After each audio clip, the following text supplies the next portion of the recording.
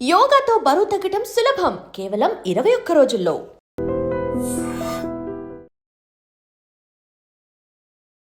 Welcome to iDream media. So జనరల్గా kidney failure అనేది ఎందుకు అవుతుంది? సో కిడ్నీ ఫెయిల్ అవుతే ట్రాన్స్ప్లాంట్ అయినా పూర్తి వివరాలు తెలుసుకుందాం. మనతో పాటు ప్రముఖ నెఫ్రాలజిస్ట్ డాక్టర్ నవీన్ కుమార్ గారు ఉన్నారు. డాక్టర్ గారు నమస్తే అండి. నమస్తే అండి. డాక్టర్ గారు, కిడ్నీ ఫెయిల్ అయింది, కిడ్నీ మార్పిడి చేయాలన్నారు, కిడ్నీ ట్రాన్స్ప్లాంట్ చేయాలన్నారు అని చెప్తుంటారు కదా. కిడ్నీ ఫెయిల్యూర్ అసలు ఎందుకు అవుతుంది? ఓవరాల్గా చూసుకుంటే కిడ్నీ ఫెయిల్యూర్కి ముఖ్య కారణాలు వచ్చేసి డయాబెటీస్ అండి, మధుమేహం. ఇది world number 1 cause. So second most common cause వచ్చేసి హైపర్ టెన్షన్, అధిక రక్తపోటు. ఈ రెండు ప్రధానమైన కారణాలు. ఇది కాకుండా ఇప్పుడు ఇండియాలో చూసుకుంటే, ఎస్పెషల్గా సౌత్ ఇండియాలో చూసుకుంటే సికేడియు అంటామన్నమాట. అంటే చాలామంది యువకుల్లో మేల్ పేషెంట్స్, యంగ్ అంటే ఒక 30-40 ఇయర్స్ ఏజ్ ఉన్న వాళ్ళకు కూడా కిడ్నీ ప్రాబ్లం వస్తుంది. దీనికి కారణాలు పూర్తిగా తెలియలేదు, కాకపోతే చాలా కారణాలు కలిపి కిడ్నీ మీద ఎఫెక్ట్ చేస్తున్నాయని ఇప్పటి వరకు ఉన్న రీసెర్చ్ చెప్తుంది. సో అధికంగా ఇక్కడ హీట్ స్ట్రెస్, లేదంటే కొన్ని రకాల పెస్టిసైడ్స్ యూసేజ్, వీటన్నిటి వల్ల కూడా మెయిన్గా కిడ్నీ ప్రాబ్లం వస్తుంది. ఇలా కాకుండా కొన్ని గ్లోమెరులోనెఫ్రైటిస్ అంటాము.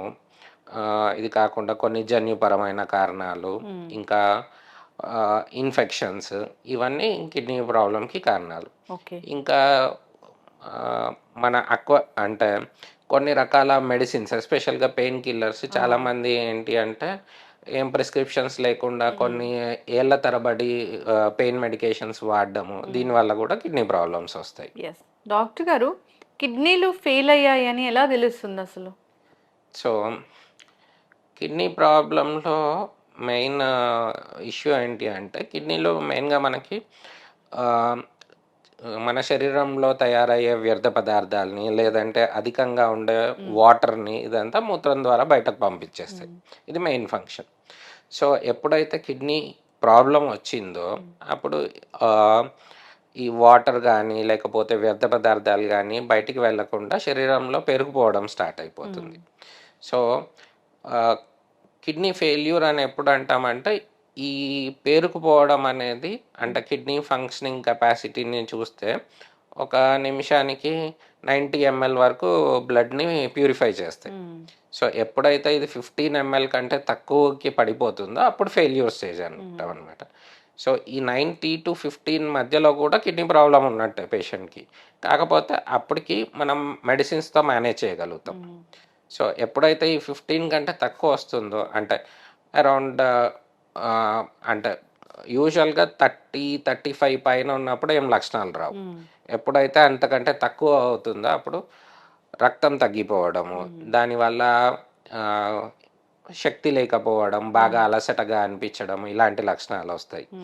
ఇంకా కిడ్నీ ఫంక్షనింగ్ కెపాసిటీ తగ్గుతున్న కొద్దీ కాళ్ళు వాపులు రావటము, కొంచెం నడిచిన ఆయాసం రావటము, ఇంకా ఈ వ్యర్థ పదార్థాలన్నీ పేరుకుపోవడం వల్ల ఆకలి లేకపోవడము, వామిటింగ్ సెన్సేషన్, ఇలాంటివన్నీ వస్తాయి.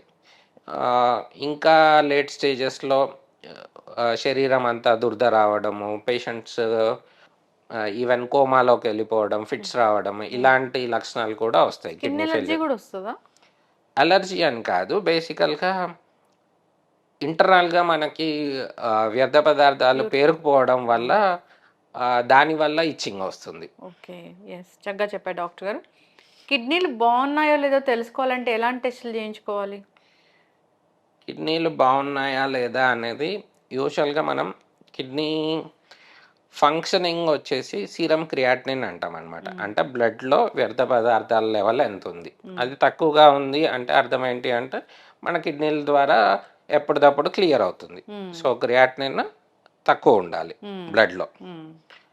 ఇది కాకుండా కిడ్నీ స్కాన్స్ ఉంటాయి కొన్ని రకాల. అల్ట్రాసౌండ్ స్కాన్లో కిడ్నీ స్ట్రక్చరల్ అబ్నార్మాలిటీస్ ఏమన్నా ఉన్నాయా, అంటే కిడ్నీ లో ఏమన్నా నీటి బుడగలు ఉన్నాయా, లేదంటే ఎక్కడన్నా చీమగడ్డలు ఉన్నాయా, ఇట్లాంటివి స్కాన్లో తెలుస్తుంది. ఇది కాకుండా కొన్ని యూరిన్ టెస్ట్లో ఏమన్నా ప్రోటీన్ లాస్ అవుతుందా, అంటే కిడ్నీ ఒక ఫిల్టర్ లాగా. సో అది మనకు కావాల్సినవి రిటైన్ చేసుకోగలుగుతుందా, లేకపోతే అవి కూడా లీక్ అయిపోతున్నాయి ఆ ప్రోటీన్స్. ఇవి మెయిన్గా మనం చూసే 3 రకాల టెస్ట్లు. ఇది కాకుండా పేషెంట్ లక్షణాలని బట్టి, అంటే ఇప్పుడు ఇంతకుముందు చెప్పుకున్నట్టు గ్లామరులార్ డిసీజెస్ అంటాం. గ్లామరులార్ డిసీజెస్లో కొన్ని రకాల ఇష్యూస్లో ఏంటంటే కిడ్నీ బయాప్సీ కూడా చేస్తాం. బయాప్సీ అంటే కిడ్నీలోంచి చిన్న పీస్, అంటే ఒక సూది ద్వారా చిన్న పీస్ తీసి మైక్రోస్కోప్లో ఎగ్జామిన్ చేస్తాం అన్నమాట. దాంతో ఏంటంటే మనకు కిడ్నీ ప్రాబ్లం దేని వల్ల వచ్చింది అనేది తెలుస్తుంది స్పెసిఫిక్గా. దాన్ని బట్టి మెడిసిన్స్ ఇవ్వడం జరుగుతుంది. ఓకే. మెడిసిన్స్తో తగ్గిపోతుందా ఏదైనా కిడ్నీ ప్రాబ్లం వస్తే? ఇప్పుడు ఏ అవయవం అయినా కానీ ప్రాబ్లం స్టార్టింగ్లో ఉన్నప్పుడు, సో అంటే ఇర్ ఏదైనా అవయవం కొంచెం డ్యామేజ్ అయింది అంటే it is a process. Starting injury status నుంచి దానికి అది రిపేర్ అవ్వడానికి ట్రై చేస్తుంది. లేదు అంటే కొన్ని రోజులు అయిన తర్వాత ఇర్రివర్సిబుల్ డ్యామేజ్ అవుతుంది. సో ఈ ఇర్రివర్సిబుల్ డ్యామేజ్ అయ్యే లోపు కనుక మనం డయాగ్నోస్ చేయగలిగితే దానికి ట్రీట్మెంట్ ఇచ్చి తిరిగి నార్మల్ స్థితికి రాకపోయినా ఇంప్రూవ్మెంట్ అయితే తెప్పించవచ్చు. కొన్ని రకాల డిసీజెస్లో ఏంటి అంటే ఇప్పుడు డయాబెటీస్ వల్ల కానీ, హైపర్ టెన్షన్ వల్ల కానీ కిడ్నీ ప్రాబ్లం వస్తే వాళ్ళకి ఏంటి ప్రాబ్లమ్ తెలీదు. మళ్ళీ ఇంకొకటి, ఒకవేళ మనం ముందుగా గుర్తించినా కానీ diabetes, hyper tension life long కాబట్టి మనం ఆ డిసీజ్ని ప్రోగ్రెస్ అవ్వకుండా ఆపగలుగుతాం మెయిన్లీ. కానీ మళ్ళీ తిరిగి కిడ్నీ యథాస్థితికి వస్తుంది అనేది చెప్పలేం. ఓకే. బట్ డెఫినెట్గా మనం అయితే దాని పురోగతిని ఆపొచ్చు. ఓకే. మరి కిడ్నీలు ఫెయిల్ అయిన వాళ్ళు చాలామంది డయాలసిస్ చేయించుకుంటూ ఉంటారు కదా, అది ఓకేనా? ట్రాన్స్ప్లాంట్ వరకు వెళ్ళాలా? ఇప్పుడు కిడ్నీలు ఫెయిల్ అయ్యాయి అన్నప్పుడు 2 ఆప్షన్స్ అండి. ఒకటి డయాలసిస్.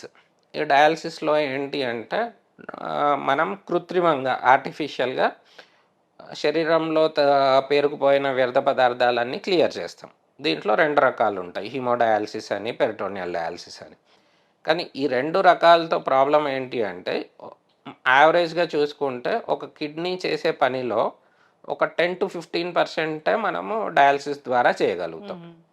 సో ఇదేంటి అంటే డయాలసిస్ అనేది జస్ట్ లైఫ్ సస్టైన్ అవ్వడానికి హెల్ప్ చేస్తుంది తప్పించి, ఒక విధంగా క్వాలిటీ ఆఫ్ లైఫ్ చూసుకుంటే ట్రాన్స్ప్లాంటేషన్లో చాలా బెటర్గా ఉంటుంది. అంటే ట్రాన్స్ప్లాంట్ చేసినప్పుడు ఏంటి అంటే మనం ఇంకొక కిడ్నీ తెచ్చి పెడుతున్నాం కాబట్టి ఆల్మోస్ట్ కిడ్నీ చేసే పనులన్నీ అక్కడ అయిపోతాయి. సో క్వాలిటీ ఆఫ్ లైఫ్ అనేది ట్రాన్స్ప్లాంటేషన్లో చాలా బెటర్గా ఉంటుంది. ఈవెన్ సర్వైవల్ చూసుకున్నా కానీ ట్రాన్స్ప్లాంటేషన్ తర్వాత పేషెంట్స్ ఎక్కువ కాలం బతుకుతారు. ఓకే. ఇప్పుడు కిడ్నీ ట్రాన్స్ప్లాంట్ అంటారు అంటే ఎవరు ఇవ్వాలి వాళ్ళకి కిడ్నీ? ఇప్పుడు కిడ్నీ ట్రాన్స్ప్లాంట్ అయినా, ఏ సాలిడ్ ఆర్గాన్ ట్రాన్స్ప్లాంట్ అయినా, అంటే లివర్, హార్ట్ ఇలా చూసుకుంటే, ఇప్పుడు కిడ్నీకి వచ్చేసరికి ఏంటి అంటే మనిషికి 2 కిడ్నీలు ఉంటాయి. So there is a option, అంటే 2 కిడ్నీల్లో ఒక కిడ్నీ కరెక్ట్గా పనిచేసినా కానీ లైఫ్ లాంగ్ ఏం ప్రాబ్లం రాకుండా, అంటే మిగతా రిస్క్ ఫ్యాక్టర్స్ ఏమీ లేదు అంటే లైఫ్ లాంగ్ నార్మల్గా బతికేయచ్చు. So there is a possibility ఒక కిడ్నీ డొనేట్ చేయడానికి.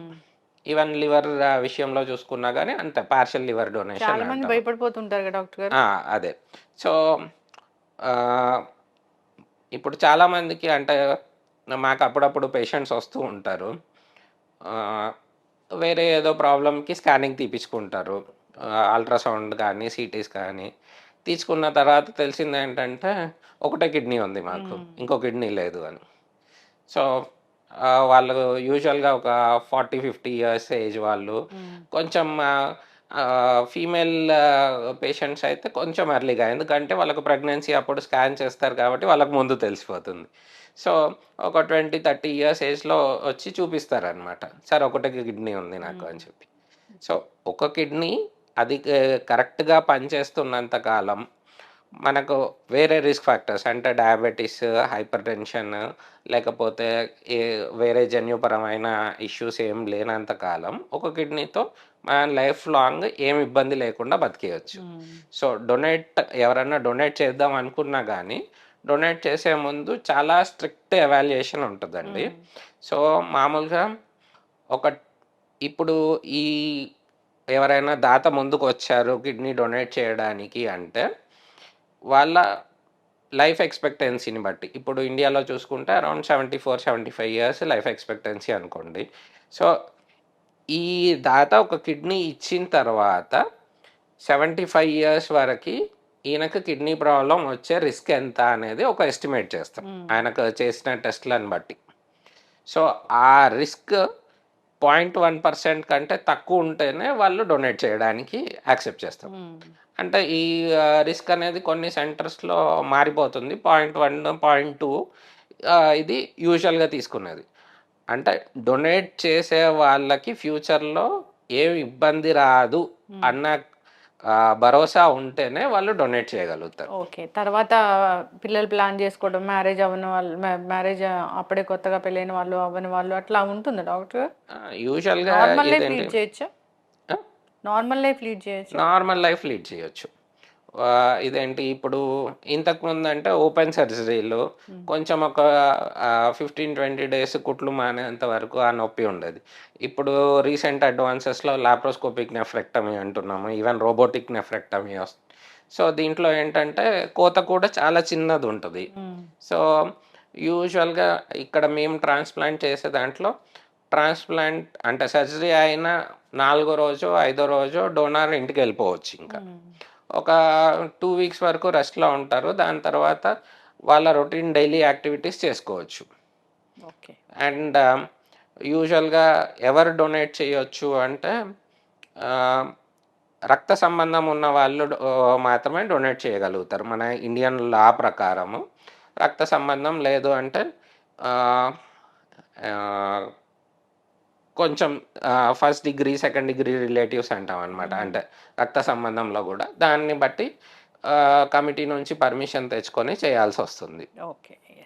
ఇది కాకుండా ఇంకొక ఆప్షన్ కూడా ఉంది ట్రాన్స్ప్లాంటేషన్కి, డిసీజ్ డోనర్. ఎవరు లేని వారికి, లేదు అంటే కొంతమందికి ఇంట్లో ఎవరైనా ఇవ్వడానికి రెడీగా ఉన్నా కానీ వాళ్ళది మ్యాచ్ అవ్వట్లేదు, అట్లాంటి వాళ్ళకి ఆప్షన్ డిసీజ్ డోనర్ అంటాం అనమాట. అంటే ఎవరైనా యాక్సిడెంట్లో కానీ లేదంటే ఇతరత్ర బ్రెయిన్ హిమరేజ్ ఇట్లాంటి కారణాల వల్ల బ్రెయిన్ డెడ్ అయిపోయి వాళ్ళ ఫ్యామిలీ మెంబర్స్ ఎవరైనా విల్లింగ్ ఉన్నారు డొనేట్ చేయడానికి అంటే వాళ్ళది తీసుకోవచ్చు. చక్కగా చెప్పారు డాక్టర్ గారు, చాలా చక్కటి ఇన్ఫర్మేషన్ అండి. కిడ్నీ ప్రాబ్లము రాకుండానే జాగ్రత్తలు తీసుకోవాలి. వస్తే ట్రాన్స్ప్లాంటేషన్ ఉంది, అయితే దానికోసం చాలామంది భయపడుతూ ఉంటారు, చాలా డౌట్స్ ఉంటాయి. ఆ డౌట్స్ అనేవి చాలా చక్కగా క్లియర్ చేశారు.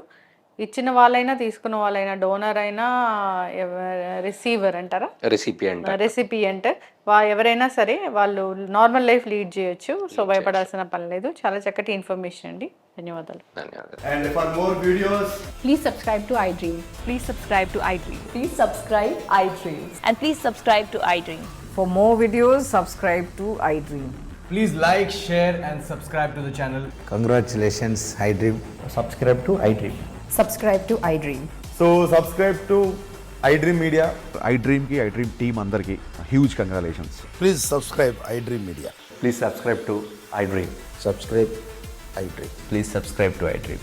iDream అంటే నా కళల ఛానల్ను సబ్స్క్రైబ్ చేసుకున్న నోరు తిరుగుతలేదు, మీరైతే గంట గుర్తు కొట్టండి. For more such videos, please subscribe to iDream.